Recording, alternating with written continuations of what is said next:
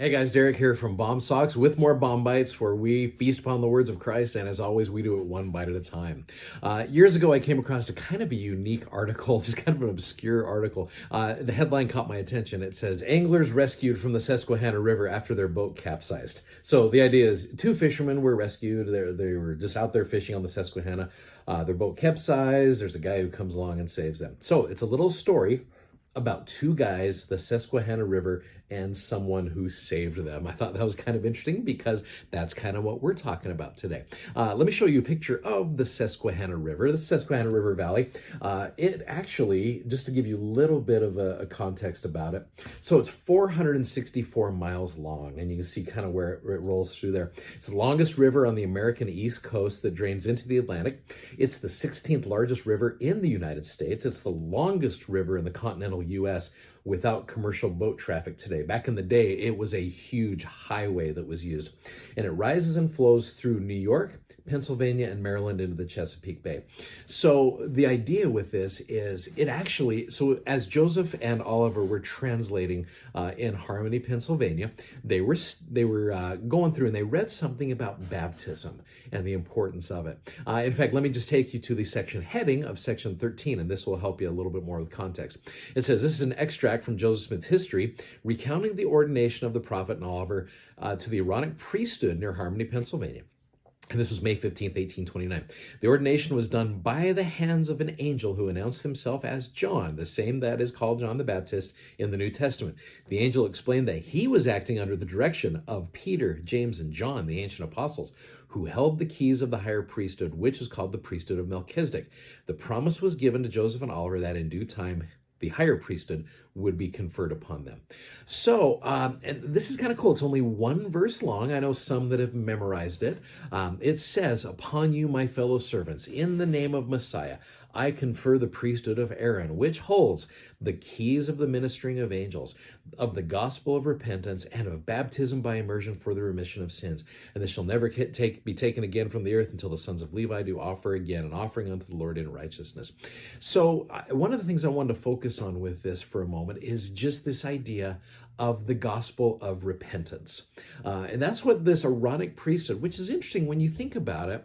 The Lord trusts one of the most significant events, the significant ordinances, to a bunch of punk teenage boys who are just barely out of primary. Let me give you an example of that. So this idea of this gospel of repentance that this holds, I remember serving as a bishop years ago, and there was a certain individual that I had worked with through the repentance process, and they had not taken the sacrament for quite a while. And so finally they were working through their things, and they were able to take the sacrament again. And I remember watching this person during the sacrament, and all of a sudden this 12-year-old boy was the one who was going up to this person and giving them the sacrament. And I watched this person, their eyes were just filled with tears as they finally got a chance to take the sacrament again. And they looked at this young man and just kind of, I watched their lips, they just said, "Thank you." And this young man was just kind of like, okay, just kind of went to the next. And I'm just like, this kid has no idea what he just did. He delivered the gospel of repentance. You want to talk about, and this person looked at this young man like he was an angel, literally. And what's interesting is this section talks about the ministering of angels, whether that's angels on the other side of the veil, which that's what Joseph and Oliver were dealing with here. They were dealing with an angel right there. Whether that's an angel over there or an angel over here, like this 12-year-old boy who was able to help this friend of mine to be able to receive the gospel of repentance and the ability to be able to keep changing in their lives. I love that. Young men, boy, if the young men who were watching this truly understood what they had at their fingertips, you'd be amazed. Like, for example, sometimes I'm like, some people are just like, I'm only a deacon. Well, you'll appreciate this. Elder Jeffrey R. Holland related an incident in the life of Elder Reed Smoot, who in 1903, as a young member of the Quorum of the 12, was elected into the United States Senate from the newest state in the Union, Utah. Elder Smoot served in the Senate for 30 years. He was offered the nomination for President of the United States on the Republican ticket on 2 separate occasions if he would deny his faith. Well, Elder Smoot said, "If I had to make my choice between being a deacon in the Church of Jesus Christ of Latter-day Saints or being a President of the United States, B.O.M-BITES, then I would be a deacon. And here's Elder Holland who said this: I too would rather hold the Aaronic priesthood than hold the highest public office in the land. So again, a deacon, if you're a deacon watching this, you got all kinds of power and authority as you have that gospel of repentance, and you literally become that ministering angel. Well, the ones who prepare the sacrament are the teachers. Now, some of you are probably like, okay, well, I'm only a teacher, these 13, 14, 15-year-old guys. Well, let me show you what teachers can do. Here's three of, I guess you could call them the teacher's quorum. So you got Mormon. Mormon was only 15 years old when he was visited of the Lord. That same year, he was appointed to lead the armies of the Nephites. So he was very young.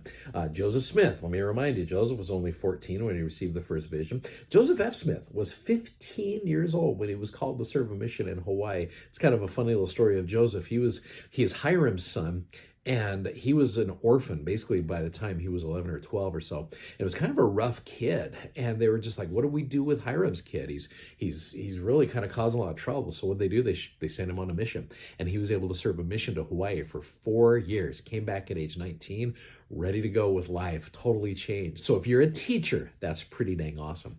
Now, as far as a priest goes, again, priests have the ability to baptize. In fact, let me show you a picture right here of the Aaronic priesthood in the Crimmon home. So you got my son right here, Adam, who was just ordained to be a priest. You've got my two twins over there. Yes, they don't look like twins, I get it, but that's Sam and Paul. Sam and Paul are now teachers. And then you got Ben right here. Ben is a deacon. Being able to ordain them to the priesthood this year was a pretty cool experience for me, to be able to lay hands on all of them, and to be able to have Adam, especially as a priest, to be able to stand in and help out with that. It's cool to be able to have those Aaronic priesthood holders and to realize the blessing of the Aaronic priesthood and how it literally holds the keys of repentance. It is a baptism by immersion for the remission of sins, and these young men, these choice young men, become ministering angels. So if you truly understand what that priesthood can do, you become an angel in someone's life. I can testify to that. Hey, thanks so much for watching. Thank you for subscribing, and thanks for sharing these messages. You guys are amazing. We will see you tomorrow. Godspeed. Bye-bye.